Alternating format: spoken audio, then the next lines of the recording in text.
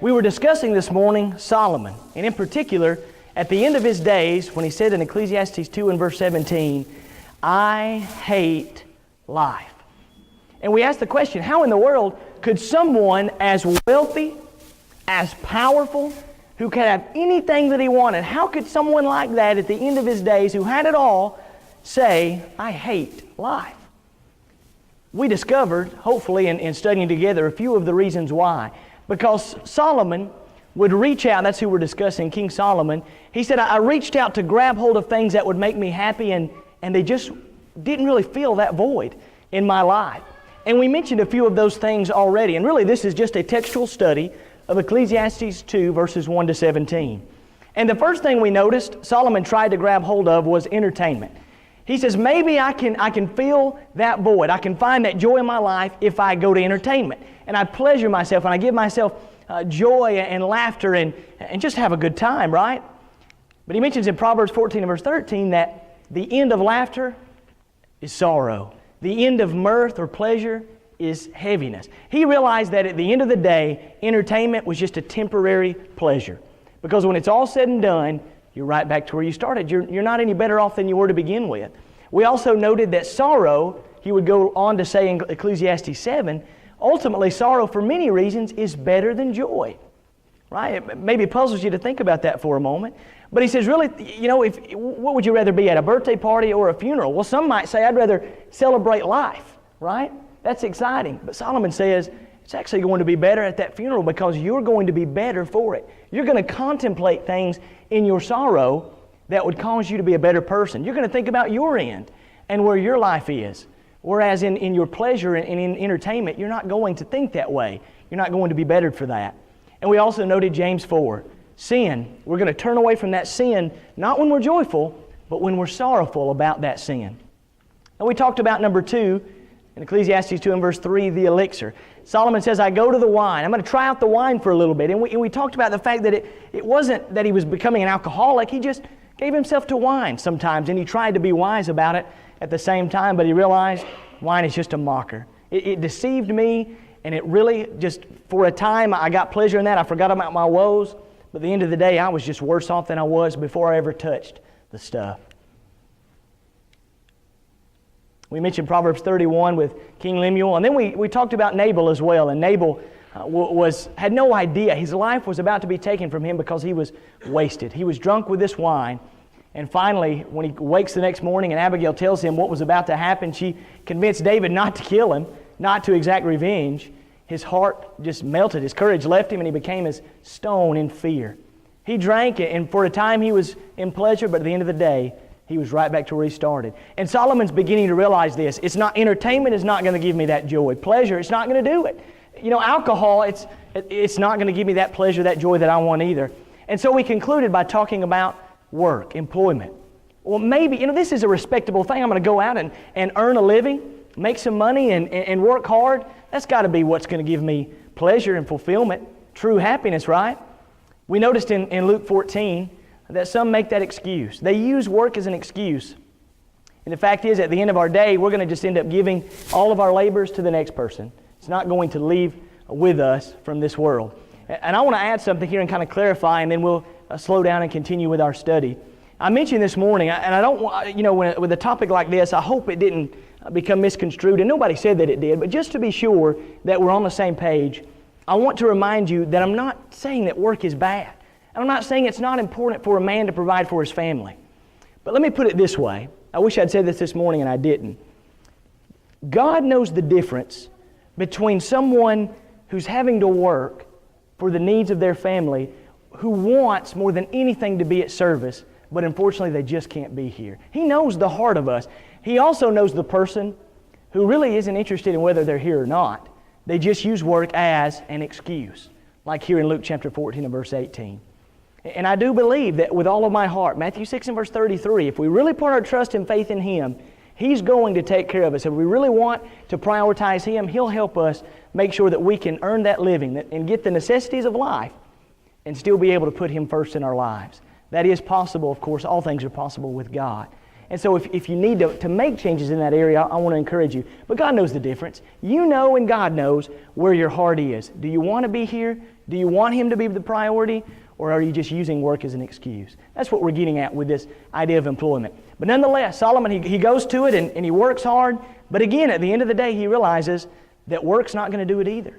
He's reflecting back on his life, and the labor that he did, he felt like was all in vain as well. Because ultimately, it's just going to be left to the next person. And so we go back to Ecclesiastes 2 and move on to our fourth point.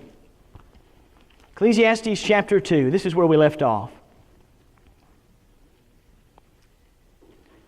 Let's pick up together in verse 8. I'll give you a moment to get there. Ecclesiastes 2 and verse 8. Well, if it's not entertainment, if it's not elixir or employment, what about this? Verse 8, he says, I gathered me also silver and gold, and the peculiar treasure of kings and of the provinces. I gat me men singers and women singers, and the delights of the sons of men as musical instruments, and that of all sorts. So I was great and increased more than all that were before me in Jerusalem. Also my wisdom remained with me, and whatever mine eyes desired I kept not from them.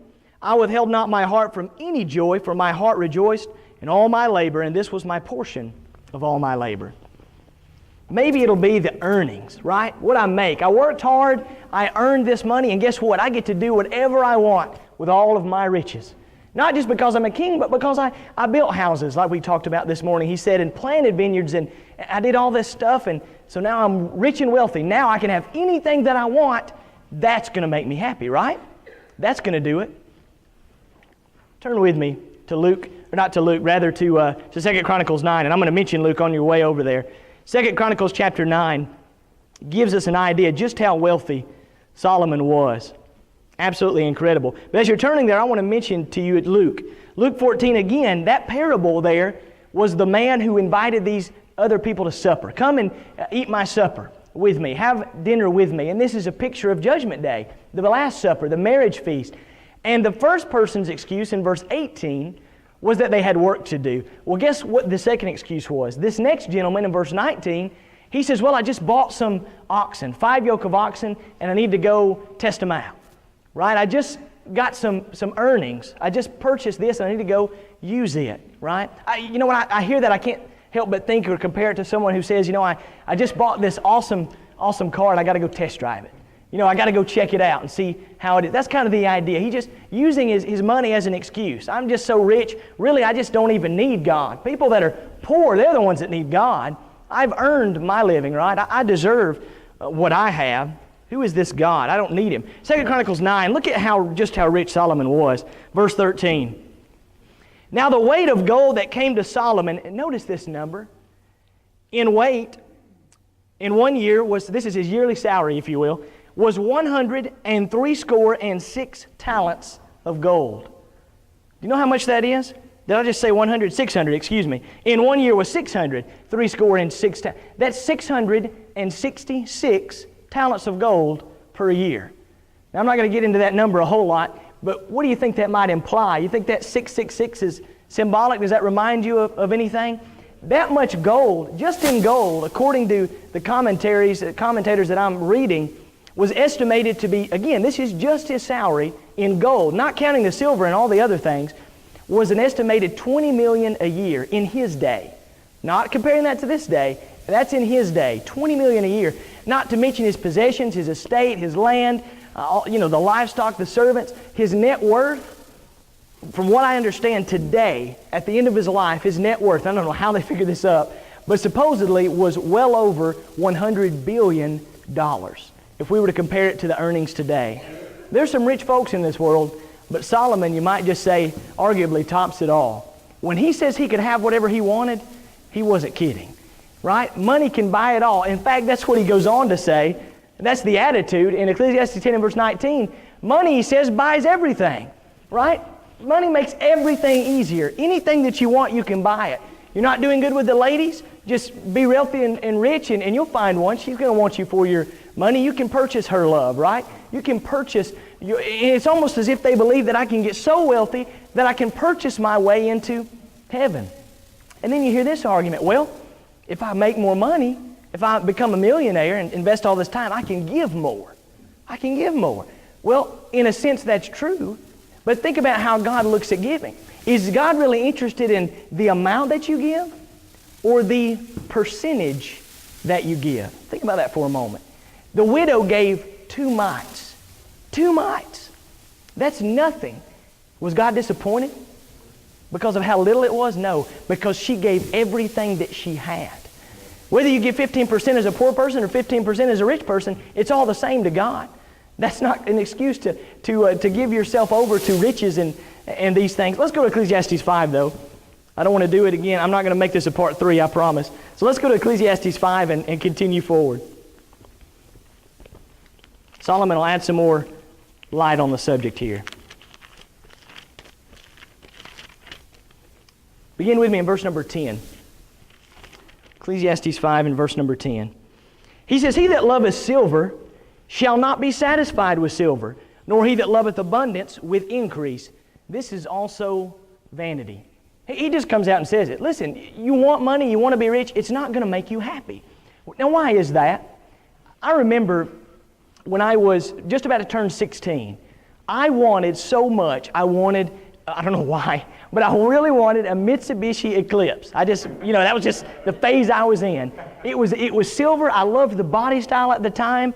This was in, we don't even go there, but I'm still a young guy. This was a little over a decade ago, and so maybe 2003, I guess it was. And so I just thought those cars were beautiful. I wanted one so bad, and you know what? I got one. And now keep in mind, it did this, and it no power, nothing. But you know what? I loved that car. The thing ended up breaking down, the axle broke on it. It was a terrible vehicle. But you know what? I loved it. But guess what? As much as I loved it, every day that passed, months, even a year passed, and you know what? That car just wasn't exciting as it once was. It's at once it's new to you, it's exciting, it's what you want, but then you just want more. It's just not exciting anymore. It wears off, right? That new is gone. Right? A lot of people do the leasing thing because they understand that concept. You go and get a new vehicle all the time. Why? Because that new wears off. That's just the way that it works. Solomon says you're always going to be left wanting more, no matter how much you get. You got the bigger house, guess what? Eventually you're going to get tired of that and you're going to want something even better. You got the nice car, you're going to want something even better. Right? You get the idea. Look down at verse number 11. Ecclesiastes 5:11. He says this as well. "When goods increase, they are increased that eat them. And what good is there to the owners thereof, saving the beholding of them with their eyes?" In other words, if I might paraphrase Solomon's words this way, the more money you gain, the more you're going to have to spend. Right? Because let's be honest, it's what we do. We live within our budget. If we make $40,000 a year, we live like that. If we make $100,000 a year, if you make $100 billion in a lifetime or $20 million a year, whatever, you're going to spend that money. Guess what? You're going to buy the bigger house. Naturally, it's just what you're going to have, the nicer vehicles.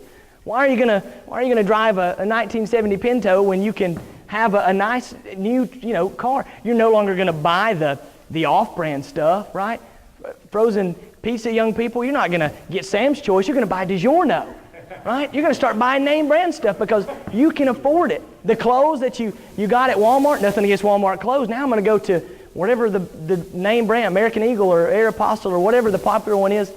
Today, I used to care about that. I've been there. And so you had that extra money. Well, guess what? You're going to spend it. That's just how it works. In this case, Solomon says you're going to have more that eat. Maybe picturing children, right? You have more kids coming along and you're spending more money. And I don't have kids yet. I was a foster parent for a while, but I hear parents say, and rightly so, that kids are expensive, right? They cost money, right? Dating costs money. Marriage costs, everything costs money. And the more you make, the more you're going to spend. At the end of the day, it's not going to bring you true joy. And young people, listen to the words of Solomon. It's great. Being a doctor, being a lawyer, all those things, those can be great things. But don't allow yourself to think that making all of this money is going to solve all your problems. Don't allow yourself to think that focusing on that is going to bring you joy at the end of your life. Solomon says, I've been there and I don't want you to follow in my steps. Look at verse 12 though.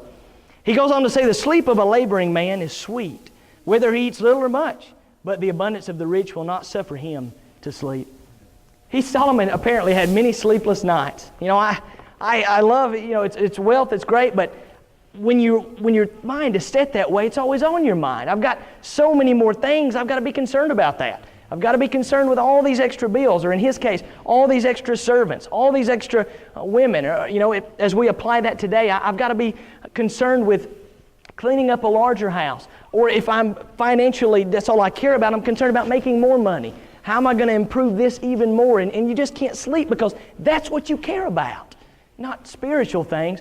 Solomon says, on the other hand, if you're one who's not concerned about how rich you are, but willing to accept what God gives you, as he's going to say later in this chapter, he says you're going to have a good night's rest.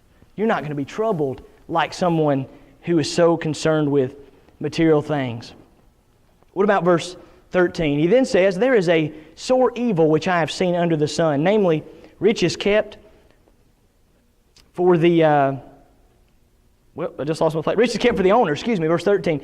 Riches kept for the owners thereof to their hurt. But those riches perish by evil travail, and he begetteth a son, and there is nothing in his hands. Holding on to it ends up at your hurt. Let's say someone doesn't spend all that money. They're going to hold on to it. Solomon's arguing what many would argue today. I'm going to hold on to it. I'm going to pass it on to my son.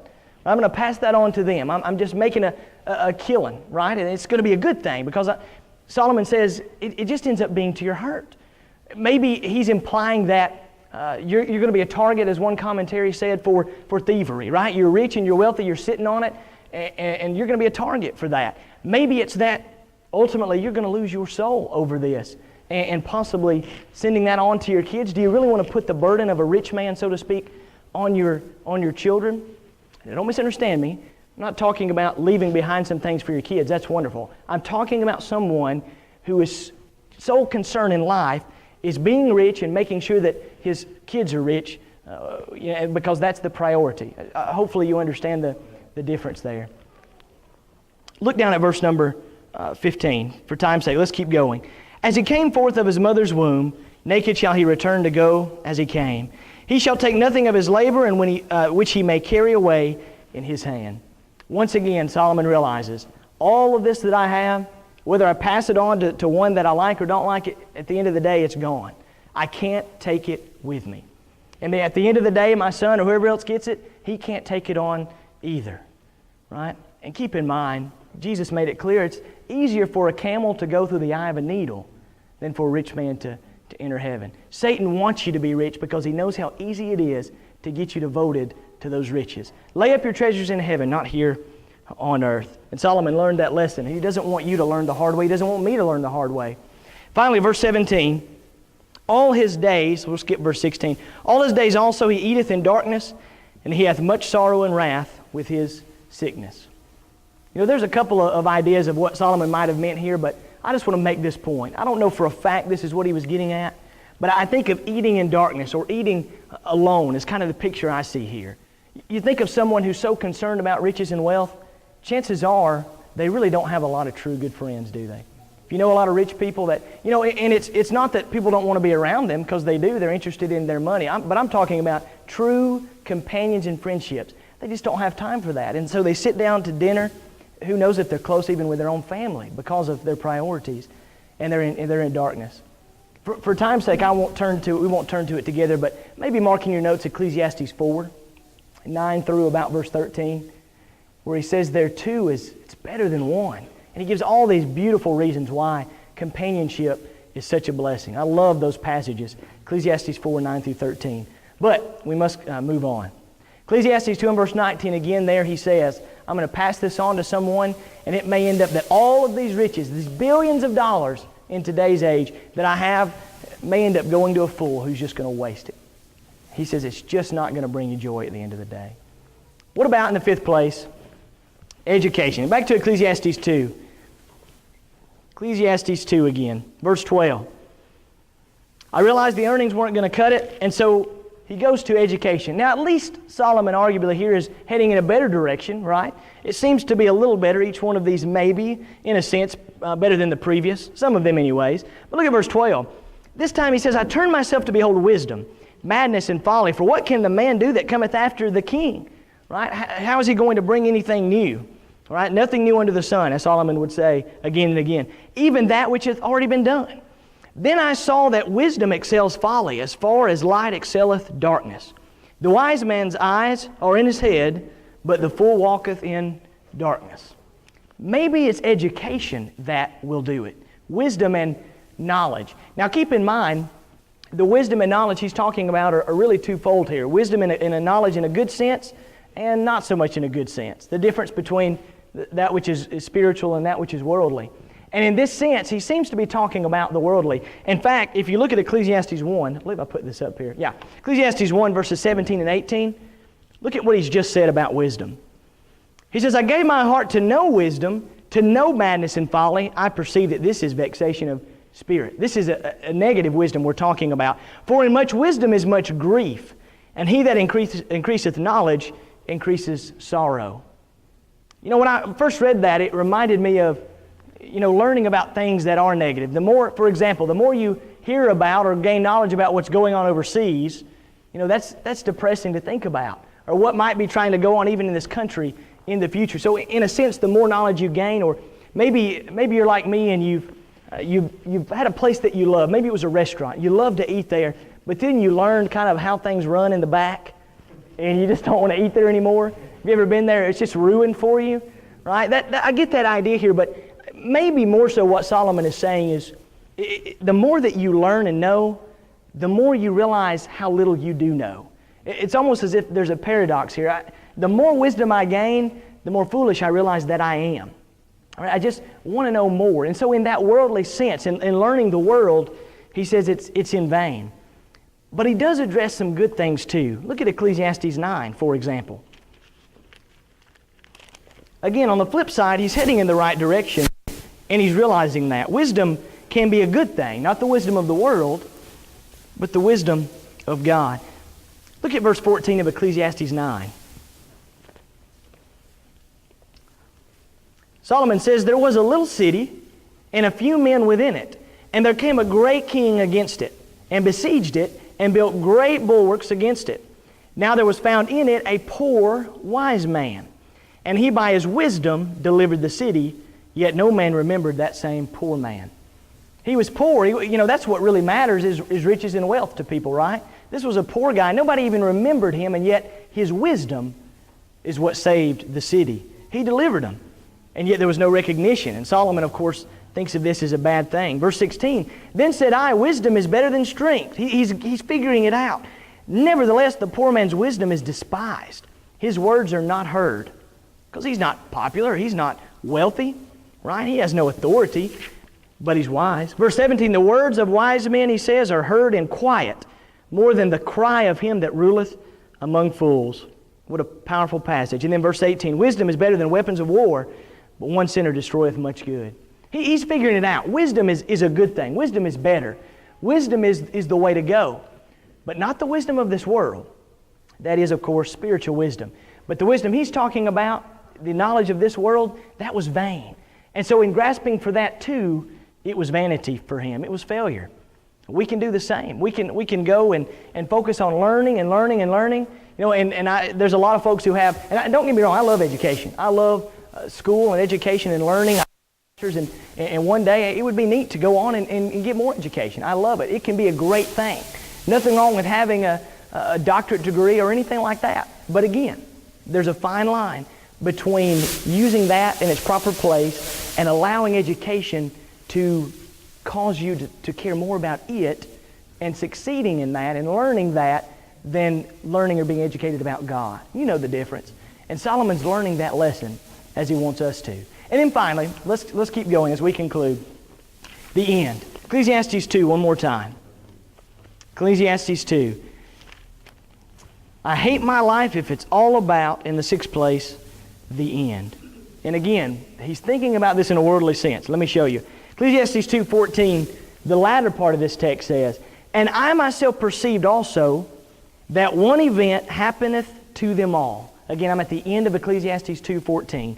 One event happens to everybody. What do you think he's referencing there? You know the answer. Look at verse 15. Then said I in my heart, as it happeneth to the fool, so it happeneth even to me. And why was I then more wise? Then I said in my heart, this is also vanity. He's talking about death. At the end of the day, I can know all about this world. I can be the wisest, most knowledgeable person about the medical field or about science or about construction or about whatever you want to talk about. But at the end of the day, he says the wise man and the fool man, they're going to die just one and the same. Their death is going to be the same. They're going to leave this world the exact same way. And that wisdom and that foolishness make no difference. It's all vanity. It's empty. It's worthless. Verse 16, why? For there is no remembrance of the wise more than of the fool forever. Seeing that which now is in the days to come shall all be forgotten. How dieth the wise man? As the fool. Again, he repeats himself in a sense in this context over and over and over again. The end of the day, it just doesn't do you any good. And when you leave this world, you can't take it with you. Are you seeing that pattern? What matters, what needs to be our priority, brethren, what we need to spend our time and focus on are things that are going to leave with us from this world. And of course, that is spiritual things. And Solomon, I really believe, learned that lesson, especially at the end of the book, which we'll notice in a moment. But before we do, Ecclesiastes 3, verses 19 and 20. And I want to point something out after we read this. And I'm saying that out loud to remind myself. Ecclesiastes 3, 19 and 20. Verse 19. For that which befalleth the sons of men, notice, befalleth beasts. Even one thing befalleth them, as the one dieth, so dieth the other. Yea, they all have one breath, so that a man hath no preeminence above a beast, for all is vanity. Here's what I want to bring out about this. I read that, and the first thing I thought of, could you imagine the life of someone who doesn't believe in God? That God doesn't exist, an atheist in other words, or an agnostic, someone that really doesn't care? Because this is the exact truth for that person.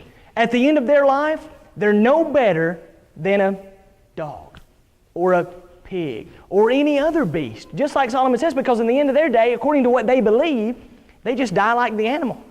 And Solomon says in that sense, they're no better than, they have no preeminence over the animals of this world. Because their fate, the wise or the fool, it's the same as beasts. What a miserable life. Because most of the time, obviously, if a person doesn't believe in God, their life is going to be devoted to this world. They're not going to devote it to God. So they're going to go to these same things, and then one day they're going to look back and realize what a waste that was. And guess what? I have nothing to look forward to, because in their minds, they're going to die and they'll just cease to exist. What a miserable life. And for someone that's living in the world, whether they believe in God, or even if they do believe in God, if they're living in this world, really, it's the same for them, because their location, their destination will be the same as that atheist. And that's hard. It's not something we want to think about, but it's the truth of the matter. Solomon says the end is all the same. Ecclesiastes 8 in verse number 10, he talks about those who, they once were prestigious. They came in and out of the city. We knew who they were, but they died. And now we don't know. We could go around this room and talk about the glory days that everybody had, if you will. We all, maybe there was something you did that, maybe you used to be really good at basketball, and everybody knew, man, that guy or that lady, she's good at basketball. Maybe it was the band, maybe it's dance, maybe it's academics. You were the star student. Maybe it was how popular you were in school. Whatever it is, you had those times. But guess what? Somebody else is taking your place now. Now they're good at basketball. They're good at the band. They're good at dancing. Now they're the ones that are getting the praise. Guess what? Eventually they'll be forgotten, and the next person will get the attention. Solomon says that's how this works. That's how it works. You're going to leave this world, and somebody else is going to take your place, and ultimately your name will be forgotten. Look at Ecclesiastes 12. Chapter 9 is going to reference pretty much the same thing, and our time is up. So let's go to Ecclesiastes 12 and end. I hope that in this study, recognizing all the things that Solomon just said, this passage will maybe mean more to you than it ever has.